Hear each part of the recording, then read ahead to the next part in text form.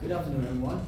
I'm Manager Bendy, and these are my fellow managers, Manager Geneva, Manager Jinglong, and Manager Dio. We've conducted an analysis on Cafe Alpaca and Cafe Bed in terms of sales performance and customer satisfaction in the past 3 years. And now we would like to present our analysis. These two graphs represent the sales performance of the two cafes, with our cafe, Cafe Alpaca, on the left and Cafe Bed on the right. For our cafe, the trend curves indicated a gradual decline in sales from 2022 to 2024, which by the end of it, we have a loss of revenue around 33.3%. On the other hand, Cafe Bed saw a temporary increase in revenue by the end of 2023 before suffering a plummet by the end of 2024, as you can see here, and the total loss of revenue is 19.1%. Now, if we compare these two data sets, it is clear that our cafe has suffered more than Cafe Bear, which is disconcerting. In relation to this table evaluates the three key factors of both cafes: customer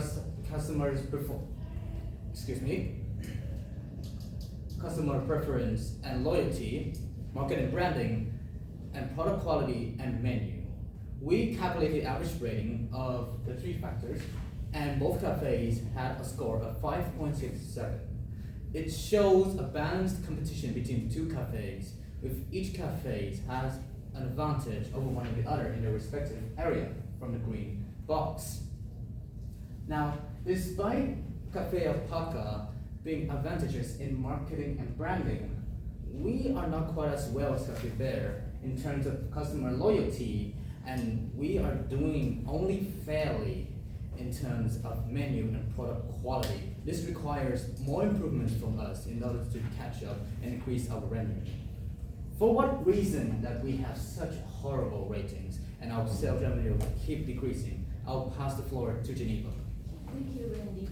Now I'm going to elaborate on a possible reason as to why the performances of these two cafes are the way that they are now. So here we can see that Cafe Alpaca scores a 7 in marketing and branding, but only a 6 in customer experience and loyalty. This mismatch may be creating reasons to avoid our cafe.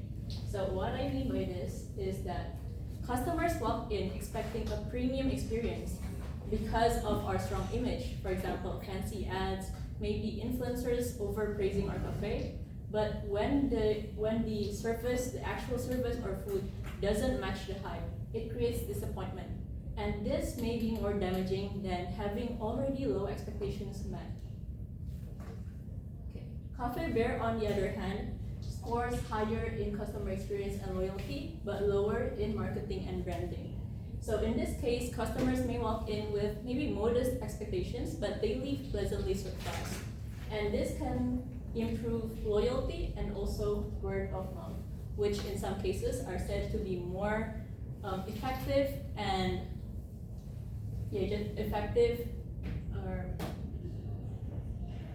instead of digital marketing.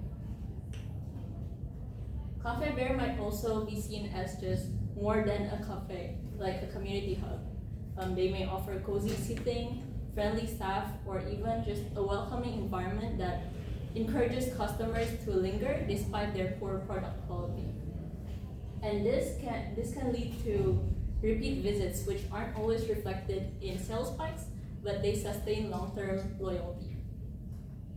Cafe Alpaca is too focused on transactional visits, like just a quick coffee, so it misses out on the important social roles that cafes often play. Next, I'll be passing to you. Thank you, Geneva. So the second reason could be due to inflation. As the year passed by and Malaysia's power goes down, our cafe menu prices have gone up in order to combat inflation, in order to maintain our profit margins. But the same cannot be said for our customers. Even if our products prices rises to combat inflation, our customers find themselves having to face a larger and larger drop in their in their money pool when they visit our store. And so due to that, we see a steady decrease in sales as inflation goes up. And the second reason could be due to stagnation. Cafe Alpaca opened years earlier than Cafe Bear, and due to that, our interior design, our utensils, tables, chairs, everything is seen as less modern and less trendy compared to Cafe Bear. And not only that, Cafe Bear offered a lot of new promotions, events going on. So even if the menu and the quality of the menu and the food isn't better than our cafe, the variety offered shows much more appeal to the customers. Next, I'll be handing it to Jenga. Thank you, Theo. Now, I'll be giving recommendations for us to take in order to resolve the issues that my teammates have just highlighted. Firstly, regarding the issue of inflation, Cafe Alpaca should offer rare promotional meals at a cheap price in order to compete with Cafe Bear. Secondly, to add on to this, we should also reduce the menu prices of a la carte items to accommodate guests who don't want to order set meals, as they can be very big in portion sizes. Thus, we can boost sales and increase customer satisfaction simultaneously and increase our brand awareness overall. Next, regarding the outdated menus, tables, chairs, and overall interior design of Cafe Alpaca, we should instead renovate it entirely. We can use social media trends, and we can draw inspiration from trendy cafes in order to achieve this goal. Furthermore, we should also leverage customer feedback and customer feedback to know what is it they really want from a cafe, so that we can better tailor our needs, our services to their needs. Furthermore, lastly, in regards to mismatched service quality and marketing, Cafe Alpaca should only promote products that are of its best quality, so that we can consistently meet customers' high expectations and standards. Furthermore, we should also train staff to ensure that the consistency when it comes to food presentation and food preparation is always at the top of their game. And lastly, towards the end of it, we should also train staff to conduct a quality check before any dish or any drinks is being served to the customer, so that we can ensure that they are only being served the best quality from our products. That marks the end of our presentation. Thank you very much.